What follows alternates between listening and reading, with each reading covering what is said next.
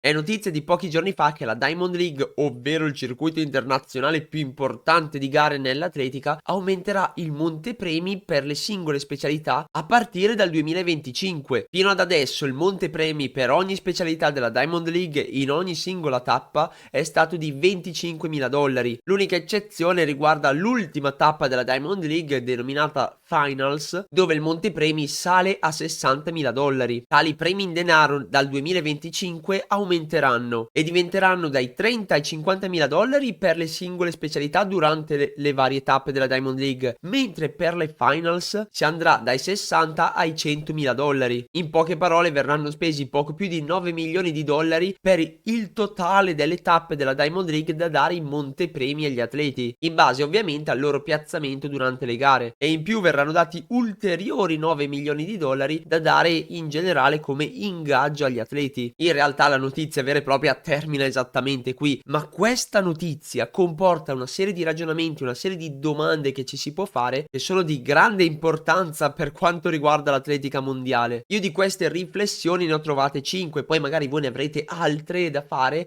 altre riflessioni ulteriori, e vi invito già a farmele sotto nello spazio dei commenti. La prima considerazione, non di importanza ma in ordine temporale, che mi è venuta è il a chi vanno questi premi. Ovviamente vanno ai primi classificati, però l'esatto ammontare del premio non è stato quantificato, perché nel sito della Diamond League ancora oggi a fine settembre vengono messi premi in denaro attuali, non quelli che ci saranno dal 2025, e quindi ecco che è segnato che al vincitore di una singola tappa vengono dati $10.000, al secondo 6.000, al terzo 3.500 e via di seguito finché all'ottavo non vengono dati $500. A rigor di logica viene da pensare che dal 2025, visto che bene o male raddoppiano i premi da dare agli atleti, bene o male vengano raddoppiati banalmente anche i singoli montepremi delle singole posizioni in classifica. Quindi si potrebbe presumere che al primo classificato di ogni singola specialità durante le tappe normali della Diamond League vengano dati $20.000, al secondo 12.000, al terzo 7.000, fino a scalare a $1.000 all'ottavo classificato. Stesso identico discorso da fare anche per le Finals, dove attualmente il vincitore si becca $30.000, ma che probabilmente dall'anno prossimo se ne prenderà 50-60.000. Però questo è un discorso che si fa tramite la logica, perché di certezze attualmente non ce ne sono. Però i più attenti di voi magari hanno già notato uno strano particolare, perché ad inizio video ho detto che il montepremi delle singole tappe, delle singole specialità, varia dai 30 ai $50.000, mentre per le Finals dai 60 ai $100.000. E cosa si intende per questa cosa? Perché fino ad adesso il montepremi delle singole specialità era chiaro: $25.000 nelle tappe e 60 nella finale, mentre dal comunicato dato dalla Diamond League vengono dati dei montepremi che sono variabili, e quindi questo va a creare incertezze. Cioè, come funziona questa cosa? Ci saranno delle tappe della Diamond League dove il montepremi sarà di $30.000 mentre in altre sarà di 50.000? In realtà non credo proprio, perché anche per le finals, che sono un singolo meeting, viene data una varietà di montepremi dai 60 ai $100.000. Quindi anche qui, utilizzando la logica, viene da pensare che ci saranno specialità in cui il montepremi sarà X mentre in altre specialità il montepremi sarà Y,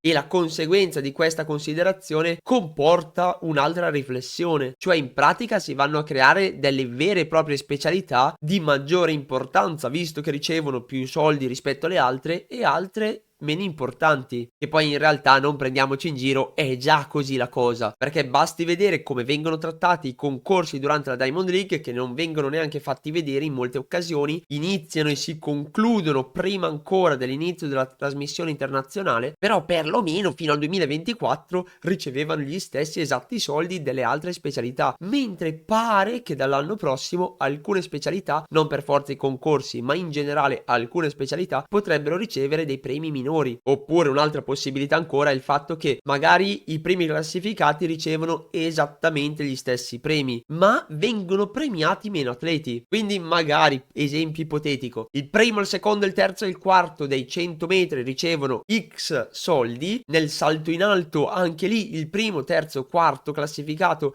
prendono gli stessi identici soldi dei 100 metri, però magari a questo punto nei 100 metri vengono premiati fino all'ottava posizione, mentre spariamo a caso, nel salto in alto vengono premiati fino al quinto alla sesta posizione, il che secondo me potrebbe andare a spiegare perché è stata dichiarata una varianza tra il montepremi. Quindi partiamo subito benissimo, partiamo con un'incertezza su dove verranno messi questi soldi, però in teoria non dovremmo attendere più di tanto prima di poter avere la risposta a questo dilemma. Seconda considerazione, ovvero i 9 milioni di dollari di ingaggi agli atleti. Magari questa cosa era già di dominio pubblico e me la sono totalmente persa io, però la sensazione è che per la prima volta finalmente viene dichiarato esattamente il budget che ha la Diamond League per contrattare per avere determinati atleti. Però piccola spiegazione perché magari non tutti lo sanno: i migliori atleti al mondo non si limitano semplicemente ad andare nella Diamond League e prendere i soldi della loro posizione in classifica, ma per poter partecipare alla Diamond League ricevono anche dei soldi, un ingaggio da parte degli organizzatori della Diamond League stessa. Cioè, per esempio, la tappa di Londra magari vuole Noah Lyles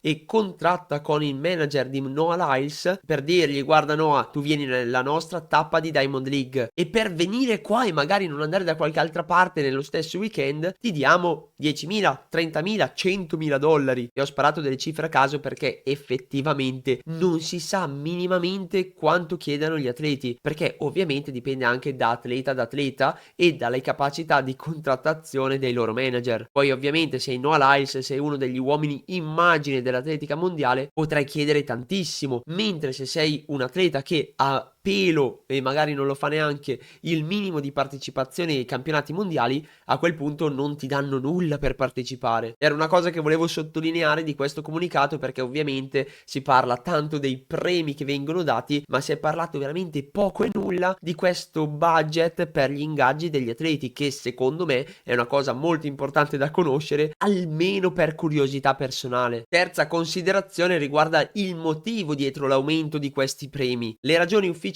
sono molto semplici: è per garantire un sostegno sempre maggiore agli atleti e permettere comunque alla Diamond League di essere sostenibile ancora per tanti anni. Quindi in pratica si vogliono dare più soldi possibili agli atleti, ma nello stesso tempo garantire almeno un guadagno minimo alla Diamond League, in maniera tale che nei prossimi anni possa continuare ad esistere. E questa è la supercazzola che hanno dovuto dichiarare nella fase di comunicazione ufficiale, perché in realtà la vera motivazione dietro l'aumento di questi premi è chiara e davanti a tutti, ovvero provare a combattere in qualche modo l'incredibile mole di meeting che si sta creando intorno all'atletica mondiale e che come focus principale, spesso è il focus principale, parlano di pagare molto gli atleti, di dargli tanti soldi. Qualche esempio farà capire meglio la cosa: Grand Slam Track, il nuovo circuito di atletica mondiale voluto da Michael Johnson, che sarà composto da 4 meeting a partire dal 2025 e al cui singolo vincitore di ogni tappa darà ben 100.000 dollari. E qui non si tratta del montepremi di specialità come nelle finals della Diamond League, ma si tratta del premio di un singolo atleta, e si parla comunque di decine di migliaia di dollari da dare al secondo, terzo, quarto classificato e così via dicendo fino all'ottavo. Meeting Atlas, gara tutta al femminile che si svolgerà per la prima volta a fine settembre del 2024 e che darà alla vincitrice della specialità 60.000 dollari. E anche qui non si tratta del montepremi totale della gara, ma del premio di una singola atleta. Dual Track, una nuova sfida, un nuovo circuito di meeting mondiale che dovrebbe partire dal 2025 e che avrà la particolarità di vedere gli atleti sfidarsi uno contro uno nei 100 metri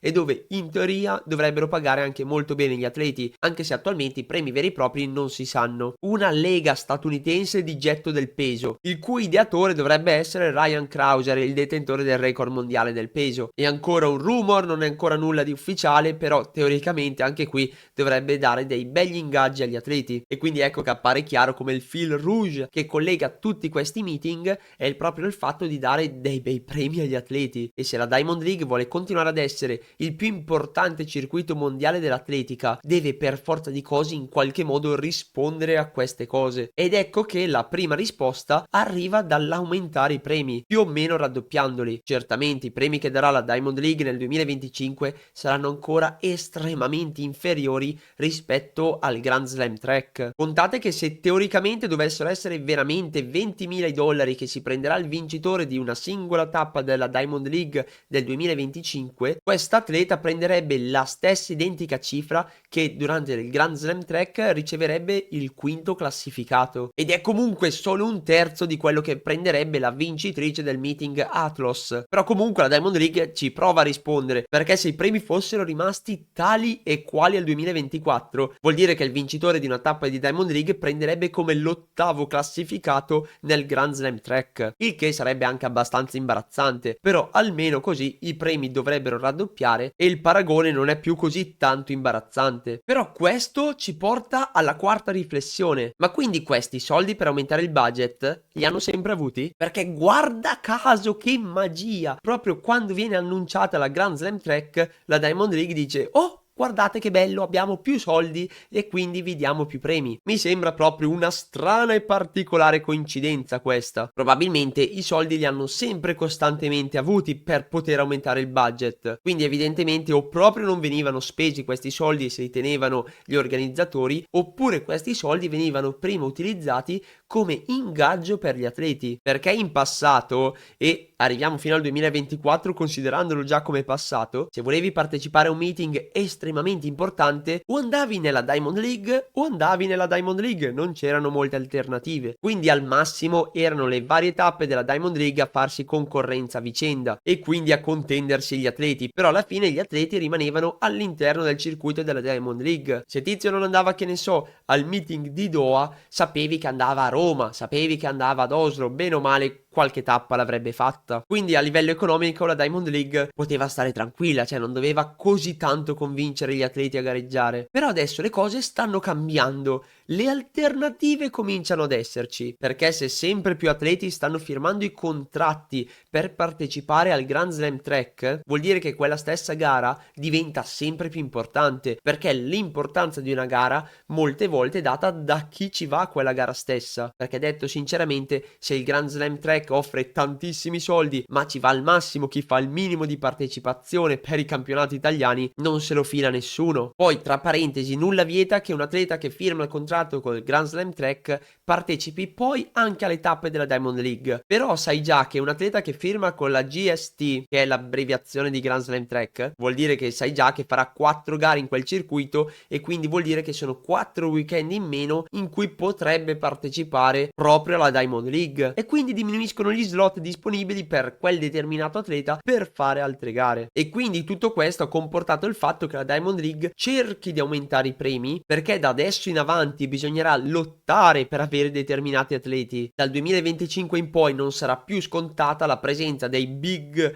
atleti nelle varie tappe della Diamond League. E tutto questo discorso ci porta alla quinta e ultima considerazione: non è che per caso questo è l'inizio della fine della Diamond League? Purtroppo, per fortuna, è impossibile rispondere banalmente con un sì o un no. Con grande certezza però mi viene da dire che è finita l'era in cui la Diamond League è egemone sugli altri meeting, perché ormai sono cominciate a nascere nuove proposte, non soltanto per gli enormi budget che hanno questi nuovi meeting, ma anche per le loro formule innovative. E soprattutto se questi nuovi meeting dovessero avere successo, e tra gli atleti pare che già un po' di successo lo stiano avendo, nulla vieta che nel prossimo futuro nascano ulteriori meeting con grandi budget e con cose più innovative. E anche per l'innovazione la Diamond League sta provando a rispondere. Contate che proprio la sfida tra Caster Warholm e Mondo Duplantis nei 100 metri si è svolta in un pre-meeting della Diamond League, perché stanno provando a rispondere non solo dal lato economico ma anche dal lato delle formule proposte. Però anche se dovessero proliferare enormemente tantissimi meeting tipo il Grand Slam Track, dubito fortemente che da qui a breve la Diamond League possa sparire. Di base perché è finanziata anche dalla World Athletics, quindi dalla Federazione Mondiale di Atletica, il che ti garantisce garantisce un bel po' di sicurezza, ma anche perché attualmente la Diamond League rimane l'unico circuito così importante che riesce ad abbracciare bene o male tutte le specialità. Perché è verissimo che adesso